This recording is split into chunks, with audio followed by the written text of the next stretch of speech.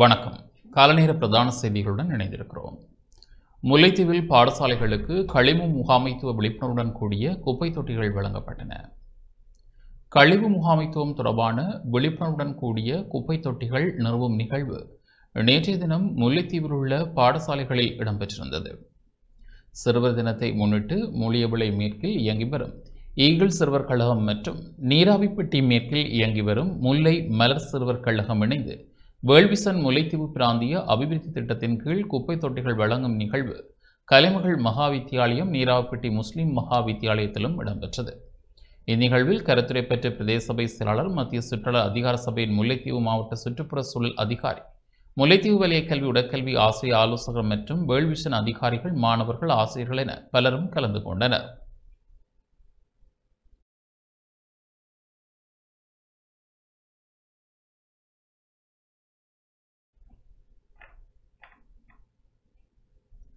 முல்லைத்தீவு மாவட்டம் அபிவிருத்தியில் தொடர்ந்தும் தக்கவைக்கப்படும் மாவட்டமாக உள்ளதாக நாடாளுமன்ற உறுப்பினர் துரராசா ரவிகரன் தெரிவித்துள்ளார். இலங்கையிலே மிகவும் மோசமாக கட்டமைக்கப்பட்ட இன அழிப்புக்கும் பௌத்தமயமாக்கலுக்கும் உட்படுகின்ற மாவட்டங்களில் முதலாவதாகவும் அபிவிருத்தியிலே இறுதி நிலையில் தொடர்ந்தும் தக்கவைக்கப்படும் மாவட்டமாகவும் முல்லைத்தீவு மாவட்டம் காணப்படுவதாக நாடாளுமன்ற உறுப்பினர் துரராசா ரவிகரன் தெரிவித்துள்ளார். நேற்றைய நாடாளுமன்ற அமர்வில் கலந்து கொண்டு உரையாற்றும் போதே அவர் இவ்வாறு தெரிவித்துள்ளார். காலாகாலமாக பௌத்தமயமாக்கலில் மட்டும் கரிசனை கொண்ட அரசுகளில் உங்களுடைய அரசு சற்று அபிவிருத்தியிலும் முல்லைத்தீவை பார்க்கின்றது. இவ்வாண்டுக்கான வெட்டுவாய்க்கால் பால கட்டுமானம், சாலைகள் மேம்பாடு, அடுத்த ஆண்டில் தொடங்கவுள்ள கொக்குழாய் புல்மோட்டை பால கட்டுமானம் என எங்களின் கோரல்களை நீங்கள் கருத்தில் கொள்வதை வரவேற்றுக் கொள்கின்றோம்.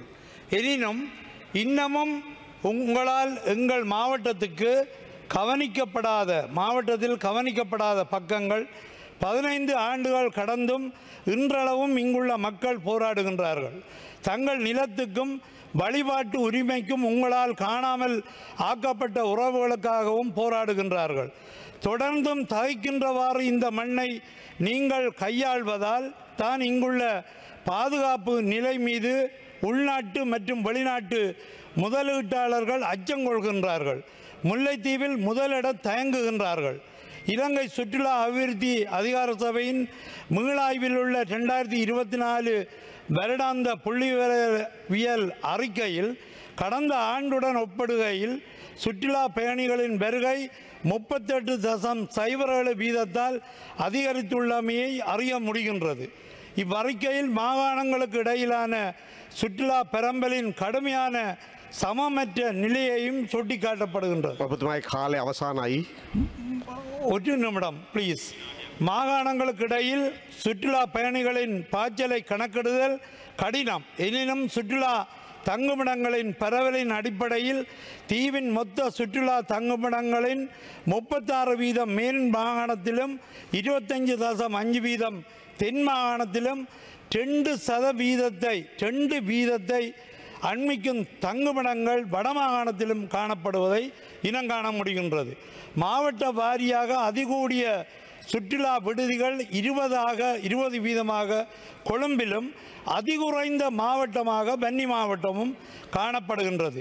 ஒட்டுமொத்த சுற்றுலா விடுதிகளில் முல்லைத்தீவு மற்றும் கிளிநொச்சி 0.1%, மன்னார் 0.08%, வவுனியா 0.2%, யாழ்ப்பாணம் 1.3% கொண்டுள்ளது. தயவு செய்து சுற்றுலா தலத்தை எங்களுடைய முல்லைத்தீவு மாவட்டத்திலும் சுற்றுலா அபிவிருத்தியை பேணி நல்ல முறையில் அதை செயல்படுத்த வேண்டும் என்ற மன்னார் தீவில் 14 காற்றாலைகளையும் அமைக்க வேண்டும் என்பதில் அரசாங்கம் திடமாக இருப்பதாக மன்னார் ஆயர் அந்தோணிப்பிள்ளை ஞானப்பிரகாசம் மாண்டகை தெரிவித்துள்ளார். ஜனாதிபதி அனுரகுமார் திசாநாயக்கவை சந்தித்த வேளை மன்னார் மக்கள் காற்றாலை வேண்டாம் என்பதில் தெளிவாக இருக்கின்றனர் என்பதை தெளிவுபடுத்திய போதும் 14 காற்றாலைகளையும் மன்னார் தீவில் அமைக்க வேண்டும் என்பதில் அரசாங்கம் திடமாக இருப்பதாக மன்னார் மறைமாவட்ட ஆயர் அந்தோணிப்பிள்ளை ஞானப்பிரகாசம் மாண்டகை தெரிவித்துள்ளார். நேற்று மாலை மன்னார் பிரஜைகள் குழுவில் சர்வமத குழு, பொது அமைப்புகள் போராட்டக் குழு ஆகியோருடன் இடம்பெற்ற கலந்துரையாடலின் பின்னர் கருத்து வெளியிடுகையில் இவ்வாறு குறிப்பிட்டார். நான் ஜனாதிபதியை சந்தித்தேன். எங்களுடைய இந்த பிரச்சனையை நான் முன்வைத்தேன். ஜனாதிபதியை சந்திப்பதற்கு நான் அரசு அதிபரோடு இணைந்து எங்களுடைய இந்து குருக்களையும் மௌலவி ஐயாவையும் அழைத்து செல்வதாகவே இருந்தோம். ஆனால் அதற்குரிய சந்தர்ப்பம் எங்களுக்கு கிடைக்கவில்லை. ஆகவே நான் சென்று ஜனாதிபதியை 3ஆம் தடவையாக சந்தித்தேன். தடவையாக நான் தனியாக சந்தித்தேன். 2வது தடவையாக எங்களுடைய இலங்கை ஆயர் மன்றத்தோடு இணைந்து சென்று சந்தித்தோம். இந்த பிரச்சனையை நான் இலங்கை ஆயர் மன்றத்திற்கும் எடுத்துச் சொன்னேன். இலங்கை ஆயர் மன்றம் மிகவும் எங்களோடு இணைந்து செயல்பட்டார்கள். இப்பொழுது தனியாகவும் 2-3 நாட்களுக்கு முன்பாக ஜனாதிபதியை சந்திக்கின்ற வாய்ப்பு கிடைத்தது. அந்த நேரம் நான் எல்லோரோடும் சேர்ந்து செல்வதாக இருந்தும் அது எனக்கு கைகூடவில்லை. இருந்தும் நான் தனியாக சென்று இந்த விடயங்களை சந்தித்த பொழுது அரசாங்கத்தின் நிலைப்பாடு என்னவென்று சொன்னால், அவர்கள் இந்த 14 காற்றாடிகளையும் போடுவதிலே மிகவும் திடமாக இருக்கின்றார்கள். ஆக நான் அங்கு எந்த விதமான ஒப்பந்தமும் செய்து கொள்ளவில்லை, எந்த விதமான நிலைப்பாடும் இருக்கவில்லை. நான் எங்களுடைய மக்களின் நிலைப்பாட்டையும், மன்னாரில் ஏன் காத்தாடி வேண்டாம் என்று சொல்லுகின்றார்கள் என்ற நிலைப்பாட்டையும் நான் ஜனாதிபதிக்கு தெளிவுபடுத்தினேன். இருந்தும் அவருடைய வேண்டுகோள் என்னவென்றால், இந்த 14ஐயும் போட்டதன் பிற்பாடு நான் மன்னாரிலே மண் அகழ்வையோ காற்றாடியையோ ஒருபோதும் அனுமதிப்பதில்லை என்ற வாக்குறுதியைத்தான் மீண்டும் மீண்டும் அவர் சொல்லிக் கொண்டிருந்தார். மண் அகழ்வு என்பது, கனிய மண் அகழ்வு முற்றாக இல்லை என்பதை அவர் உறுதிப்படுத்தினார். அதை அவர் கேபினட் ஊடாக அதை தான் உறுதிப்படுத்தி தருவதாகவும், அதே போன்று இந்த 14 காற்றாலையையும் மக்கள் அனுமதிக்கின்ற பொழுது நான் இனிமேல் எந்த ஒரு அரசாங்கமும் இந்த சிறிய தீவிலே எந்த விதமான கனியவள அகழ்வோ அல்லது காற்றாலை முன்னெடுப்போ செய்ய நான் அனுமதிக்கப் போவதில்லை. அதற்கும் நான் இந்த கேபினட் ஊடாக நான் உறுதிமொழி தருவேன் என்று சொன்னார். எது எப்படியாக இருப்பினும் நான் போய் இந்த மக்களை சந்தித்ததன் பிற்பாடு இதற்குரிய நடவடிக்கையை எடுக்கலாம் என்று சொல்லிவிட்டு வந்தேன். இங்கு நாங்கள் எந்த விதமான பேப்பரும் நாங்கள் சைன் பண்ணவில்லை. இதிலே பலவிதமான செய்திகள், உண்மைக்கு புறம்பான செய்திகளை பத்திரிகைகளும் செய்தித்தளங்களும் வெளியிட்டிருக்கின்றன. அவை அனைத்தும் என்னிடமிருந்து பெற்றவை அல்ல. வடக்கு மாகாண கடற்றொழில் இணையத்தின் செயற்குழு கூட்டம் நேற்று இடம்பெற்றது. வடக்கு மாகாண கடற்றொழில் இணையத்தின் செயற்குழு கூட்டம் நேற்று யாழ்ப்பாணத்தில் உள்ள தனியார் விடுதியில் இடம்பெற்றது. இதன்போது பல்வேறு விடயங்கள் ஆராயப்பட்ட நிலையில் அரசாங்கத்தினால் மக்களின் விருப்பத்திற்கு மாறாக முன்னெடுக்கப்படும் அபிவிருத்தி திட்டங்களை நிறுத்தக் கோரி முல்லைத்தீவில் மாநாடு ஒன்றை நடத்த உள்ளதாக வடக்கு மாகாண கடற்றொழில் இணையத்தின் செயலாளர் MM ஆலம் தெரிவித்தார். முல்லைத்தீவு மாவட்டத்திலே எதிர்வரும் 31/10/2025 ஒரு பாரிய அளவிலான வடமாகாண மீனவர்கள் ஒன்றிணைந்ததாக ஒரு மகாநாடு நடத்துவதற்கு தீர்மானித்திருக்கின்றோம்.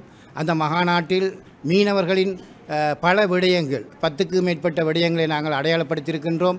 அந்த விடயங்களை முன்வைத்து கௌரவ கடற்றொழில் அமைச்சர், அதேபோன்று பிரதி அமைச்சர், கூட்டுறவு அமைச்சர், அதேபோன்று திணைக்கள தலைவர்கள், கடற்படையினர், போலீஸ் உத்தியோகத்தர்கள், மாவட்ட அரசாங்க அதிபர், கௌரவ வடமாகாண ஆளுநர், பல அரச அதிகாரிகளை நாங்கள் இந்த நிகழ்வுக்கு அழைப்பதற்கு தீர்மானித்திருக்கின்றோம். இந்த காலப்பகுதிகளிலே அரசு மேற்கொள்கின்ற பல அபிவிருத்தி திட்டங்கள் தொடர்பாக மக்களுக்கிடையிலே பல்வேறான கருத்து வேறுபாடுகள் இருக்கின்றன.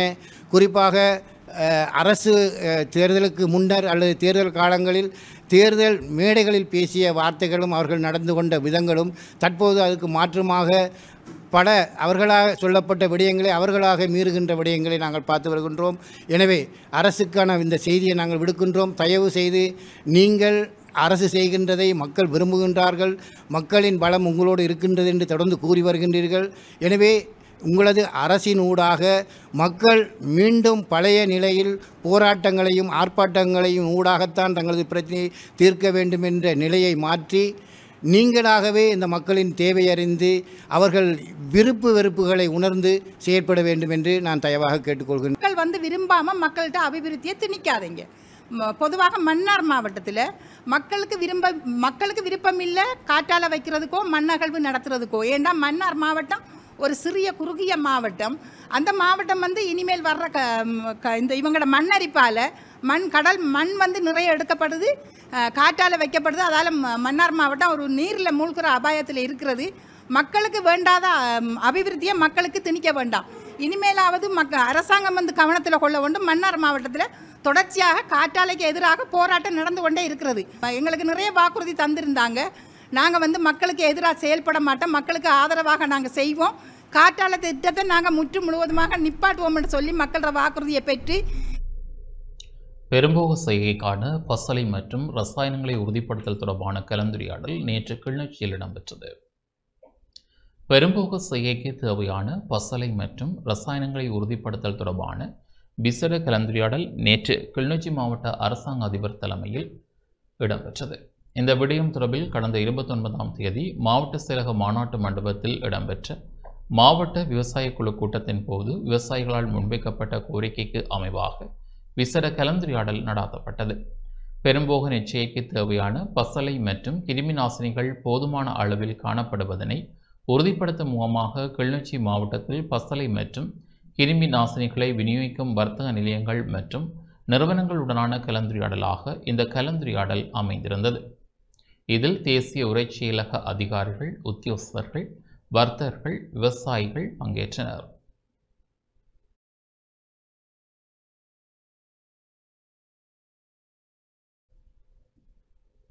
இலங்கை கடற்பரப்பில் கைது செய்யப்பட்ட 30 இந்திய மீனவர்கள் விளக்கமறியலில் வைக்கப்பட்டுள்ளனர்.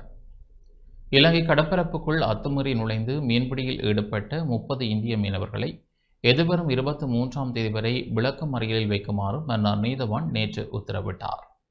தமிழகம், ராமேஸ்வரம், பாம்பன் பகுதிகளைச் சேர்ந்த 30 மீனவர்கள் நெடுந்தீவு கடற்பரப்பில் 4 படகுகளில் மீன்பிடியில் ஈடுபட்டிருந்த வேளை இலங்கை கடற்படையினரால் நேற்று முன்தினம் இரவு கைது செய்யப்பட்டனர். இவர்கள் கடற்படையினரால் விசாரணைக்கு உட்படுத்தப்பட்ட பின்னர் நேற்று காலை மன்னார் மாவட்ட கடற்றொழில் நீரியவளத்துறை அதிகாரிகளிடம் ஒப்படைக்கப்பட்டனர். திணைக்கள அதிகாரிகளின் பதிவு நடவடிக்கைகளுக்கு பின்னர் நேற்று மாலை மன்னார் மாவட்ட நீதவான் நீதிமன்றில் ஆயர்படுத்தப்பட்டனர். குறித்த வழக்கை விசாரித்த மன்னார் நீதவான் 30 இந்திய மீனவர்களையும் எதிர்வரும் 23ஆம் தேதி வரை விளக்கமறியல் வைக்க உத்தரவிட்டார்.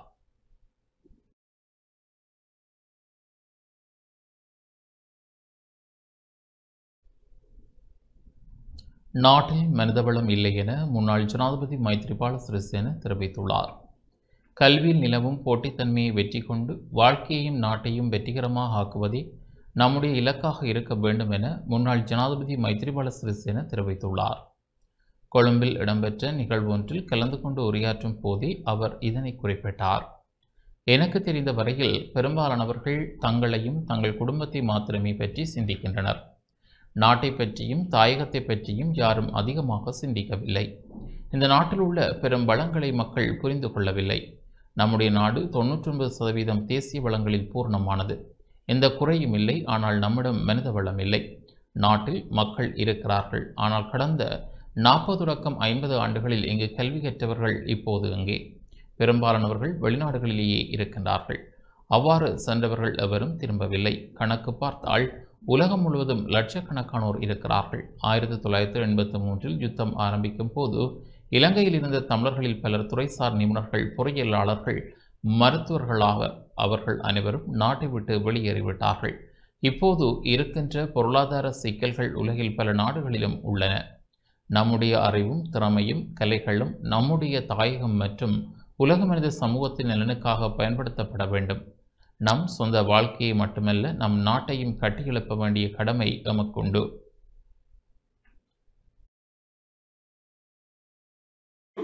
විවිධ ශේෂ්ත්‍රවල විද්වතුන් ඔක්කොම යන්න ගියා රට දාලා. දැන් අද සිංගප්පූරුවේ තියෙන හොඳම පෞද්ගලික රෝහලේ ඉන්න හෘද රෝග විශේෂඥයා ඉන්නේ ශ්‍රී ලාංකිකයෙක් ද්‍රවිඩ ජාතිකයෙක්. ඔය අපේ ලංකාවෙන් රෝගීන් ගියාම හොඳට බලලා එයා කියනවා මම ලංකාවේලා එයාට හොඳට සිංහල කතා කරන්න දැනුත් පුළුවන්. එතකොට ඒ යුද්ධේ නිසා කාලයක් එහෙම ගියා. යුද්ධේ නිසා ද්‍රවිඩ ජනතාවගේ උගතුන් ගිය එක ගැන අපිට ඒකට දොස් කියන්න පුළුවන් කමක් නැහැ. இத்துடன் டான் தமிழொலியின் காலநேர பிரதான செய்திகள் நிறைவு பெறுகின்றன. தொடர்ந்தும் எமது நிகழ்ச்சிகளுடன் இணைந்திருங்கள். வணக்கம்.